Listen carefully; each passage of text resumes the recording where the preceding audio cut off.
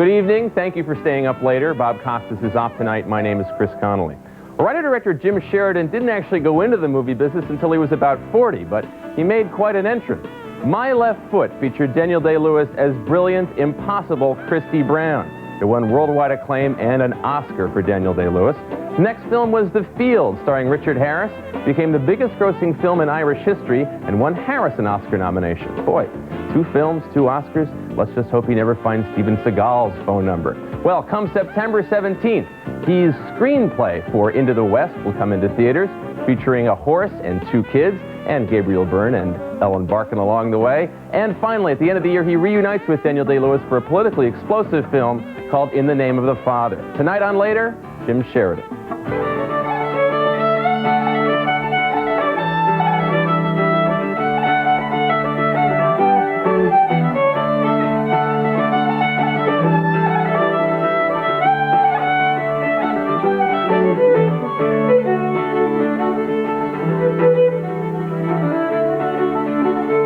The sights in Hollywood that would be fun to see. I would have loved to have seen you trying to pitch the story of Into the West to a Hollywood executive.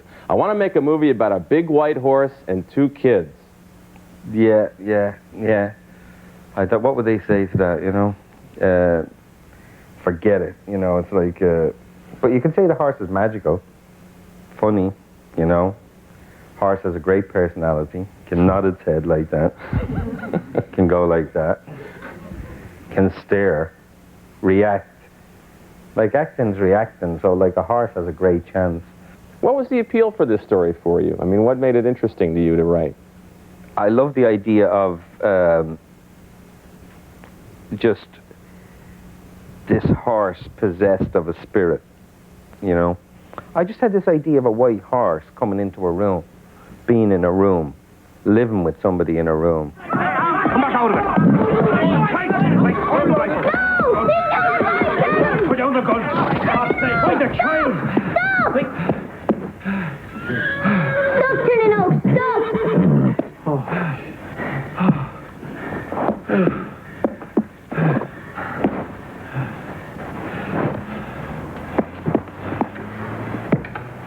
Move them back. Why didn't you want to direct this one? Just because it had a horse and 2 kids in it? No, I'd written it years ago, you know, before I wrote My Left Foot. And, you know, when you've written something, you wrote it, you know, it was hard for me to get it together to imagine myself directing it, really, through lots of circumstances. And the guy I was working with at the time didn't want to do it anyway. Is that right? Yeah, he didn't like it. But it's a great film. Mike Newell did a great job. And it's funny. I don't know, it's hard to describe it. It's not like just like a kid's film or an adult's film. It's a kind of everybody film, you know? Had you known Daniel Day-Lewis before you sent him the script? No. Daniel actually got the script through the mail, you know, through his letterbox. I think without a letter or anything, you know, and he just looked at the title, My Left Foot, and he loved the title, and then he read the opening thing about somebody moves their left foot and puts a record on, and he loved that. And he told me he ran out of the room, did a little dance, and went back in, and read more, and did another dance, and whatever. But he's a very, very, very different actor to most people. Like, when I met him, after he had loved the script and all, and I was in, like, I had never directed a film. I had never directed a commercial, I had never directed a TV show. And I wanted to direct a film, and he said, great, no problem. You know? And he really supported me in directing it. But I then said to him, you know, like, because I was very, like, I was trying to, in the theater, to actually run, like I spent my life, like say 20 years running a little theater with actors. Like, I mean, I kind of knew actors really well. Right. So I was saying to Daniel, you know, that it wouldn't work, the script wouldn't work as it was written, that what he'd read, because the kid was in it till page 50 or 60. And I said, like, you know, if we leave the kid in that long, the audience will either love him and don't want to lose him, or we've killed him, you know. So I felt that 20 minutes was the most you could stay with the kid. Now, most actors say, that's totally right. You know, like, my part's bigger, no problem. He went like, no, you can't do this if it destroys the script, and, you know, and I was thinking, oh, this guy is different. Did you have any idea how physically involved he'd be in this role? What, 8 weeks with other people who had cerebral palsy and remaining essentially immobile on the set while you were shooting the movie? Yeah, it was a great inspired thing to do. It wasn't like method acting, although, you know, Daniel's not like completely method acting. Like, if he has to die, he won't do that, you know. It's like, you know. Well, it makes, you know, kind of a take two difficult, doesn't it? Yeah, you have to get it right the first time. Lighting was wrong, let's do it again. But he is like a, he's like, he will get this part. I'm trying to think now, he will then, like, stay in the wheelchair, people have to move him around. And there comes a critical point when, like, you know, now we have to do it quicker. And then do you stand up and walk, right? So, no, Daniel didn't do that, so we had to move him over cables and round and round. And it would have, to me, that was a godsend. I mean, here's this person who's focusing everything, who, in a funny way, has taken some, and I'm a bit of a, I don't know. Fess up. Bit wimpy in some ways, you know. I won't take the heat sometimes. I try to get everybody to like me. So, like, Daniel had the pressure, you know, a little bit of people saying, you know, we have to move him in the wheelchair again. And he's better at dealing with that than me. I think he's stronger in ways, you know. And after about 4 or 5 weeks of this, you know, and to me it was brilliant, you know. And I thought, this is really what it's about. This is like, this guy's a genius. And then we had all these kids with cerebral palsy come in. And then, like, it became really important. And these kids with cerebral palsy were watching somebody imitate them.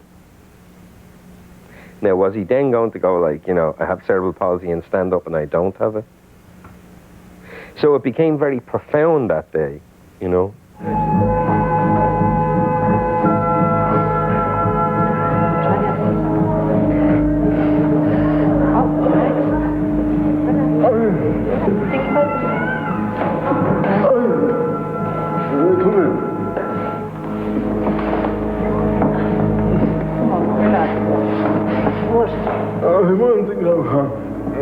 Are you sure? Wasn't there some part, though, where you were kicking a ball into a goal and he had to stop it with his head? Yeah, that was quite extraordinary day.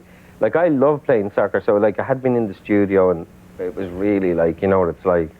And, you know, after a while, there's nowhere, you want to get out and you want to see the light. So we got out and had the ball, and I thought, God, great, you know.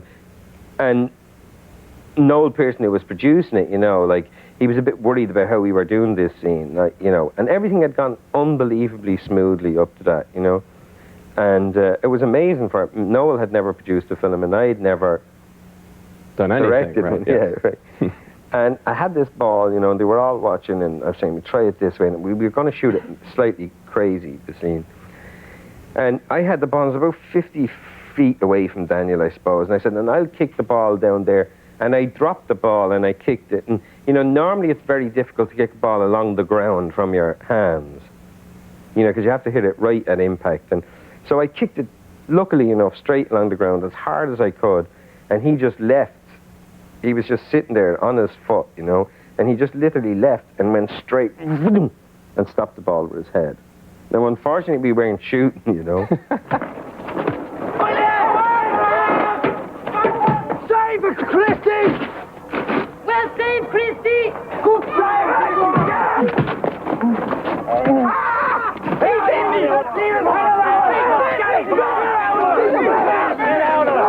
When did you get a sense of the acclaim that he, in particular, would receive for this movie? I guess there was a screening in Dublin that was supposedly very emotional for all concerned. Yeah, there was a screening, you know, where, I mean, but on the set you had to know it. I mean, on the set people thought he had cerebral palsy. It was that simple. Doctors.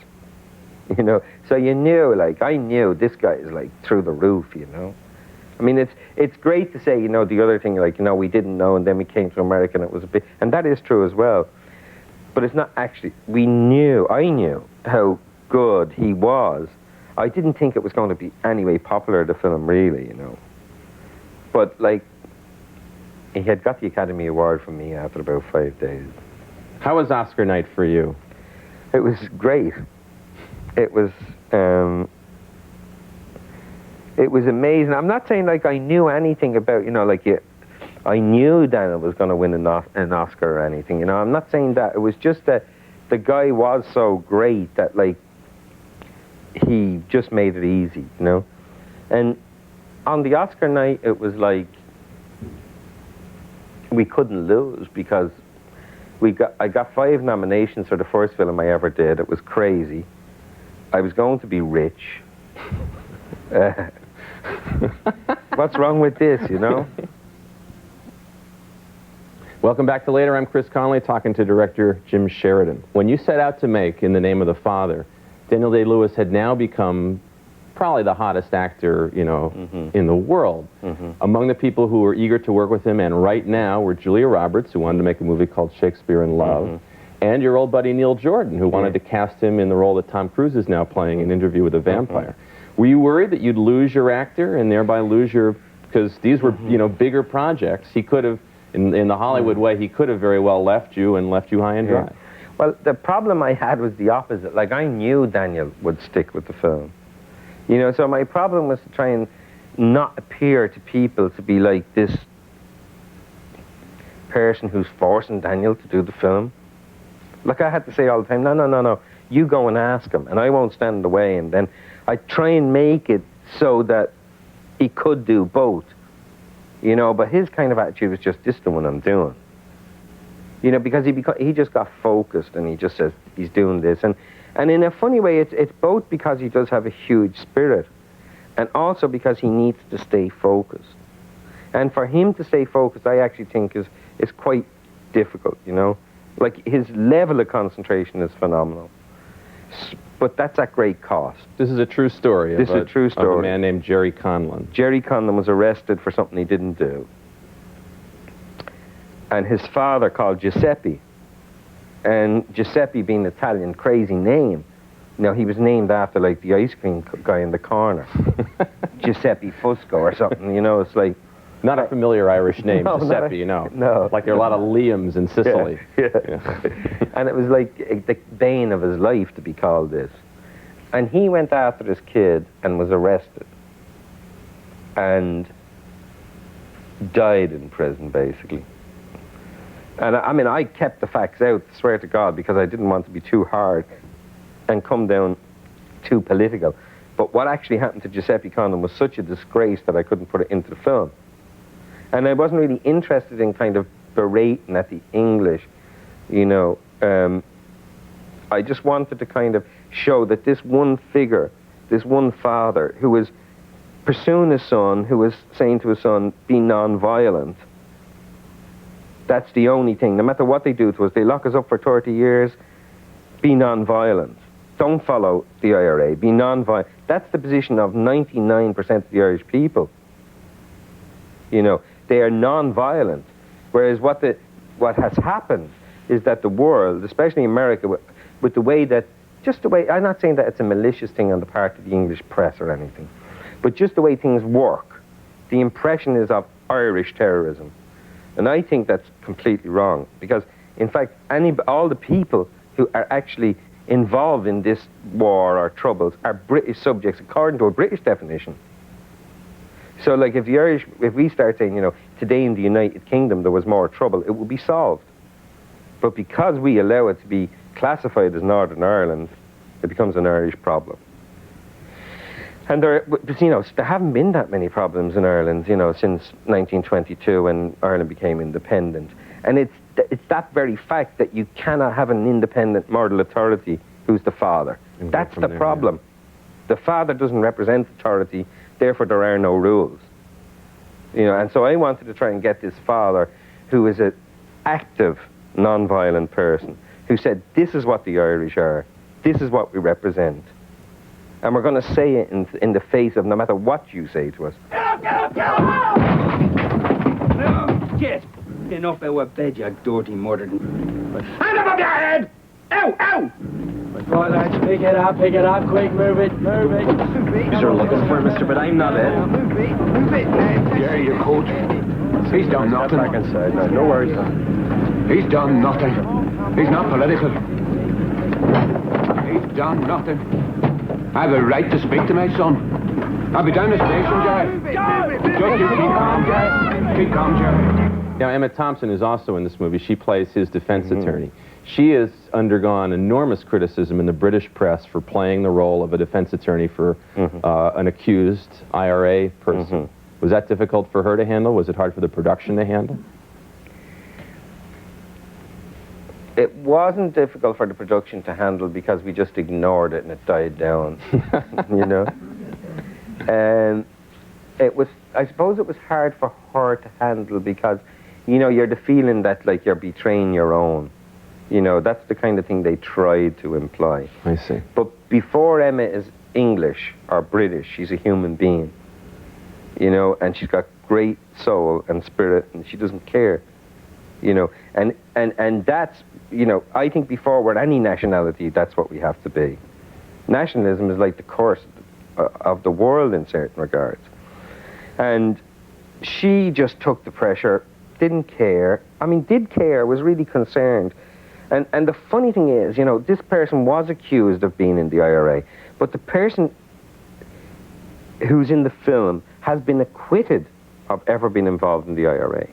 So you get to that kind of racist kernel thing of, like, all Irish people are the IRA. I mean, that has to be the thinking that allows people to say of Emma Thompson that she was playing the defense attorney of a convicted IRA killer. I mean, the person wasn't. He was acquitted. He didn't do it. And it's very dangerous to categorize it. It's understandable in a funny way from the authorities' point of view in England. You know, if they're under threat and pressure, that they'd react in, you know, a kind of emotional way. But it's not understandable then, having reacted in an emotional way and been wrong, not to say we were wrong. Are you afraid at all, though, for your personal safety when this picture comes out in England? No. When I was in the studios in England, you know, looping, 20 actresses and actors shouting, Brits out, you know? And, like, you know, like, the people turning the knobs were all English. But the feeling was somebody at last is saying verbally all this stuff, which they think is true, and has the nerve to say it in England, in the studios, and not have that kind of hiding, conspiratorial, violent approach. I think the main problem with people with communication is when you think that somebody has a hidden hand.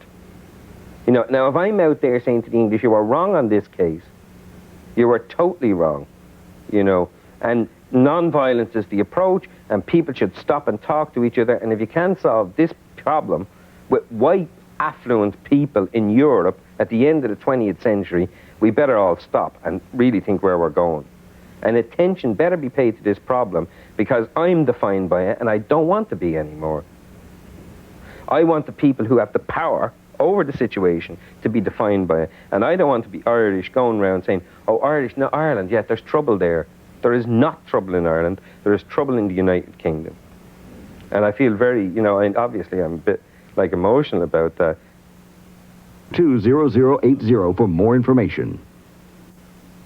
The field really does have a kind of resonance for Northern Ireland and Ireland in general, just on the basis of its storyline, doesn't it? This love of the land and who owns the land. Well, you know, there's a song in Ireland called Four Green Fields, which is, you know, one of them in bondage, which is Northern Ireland. There's 4 provinces, and there's this song about, you know, if I had me Fort Field or whatever.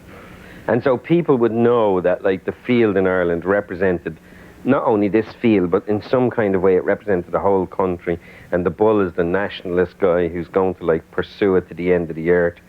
And because he pursues it too much, he ends up in destruction. You know, he destroys himself. Can't you find another field? Another field. Another field. Jesus, you're as foreign here as that yank. Are you blind? Those hands, do you see those hands? Those rocks. It was a dead thing. Don't you understand? This is the widow's field. That's the law. The common law. There's another law. Stronger than the common law. What's that? The law of the land. The audience here, and because they don't have that same attachment to the land, they don't understand limited land in America. Now, this is obviously a character who didn't technically own this parcel of land, but whose family had farmed it for years and felt like he owned it in a way. Yeah, you know, Americans aren't used to those kind of customs, you know, which are like, because it was always get the land, move west, take the, and when you own the land, you own the land. There's not that sense of like, why would you farm somebody else's land? And I didn't really, you know, I hadn't kind of fully taken that on board. So that the premise of the film, the actual field and the ownership of it, wasn't clearly defined for an audience outside of Europe. Now, this is a film that at the time was the most expensive Irish production ever made, and it did become the biggest grossing film in Irish history, is that right? It did, yeah, up to that time it did. After that, I think the commitments, you know, has passed it since. But it was the biggest grossing film in Irish history, yeah. Thanks a lot for joining us. We appreciate it. And Bob will be back here on later next week, so be sure to catch him then, and thanks for watching. Good night.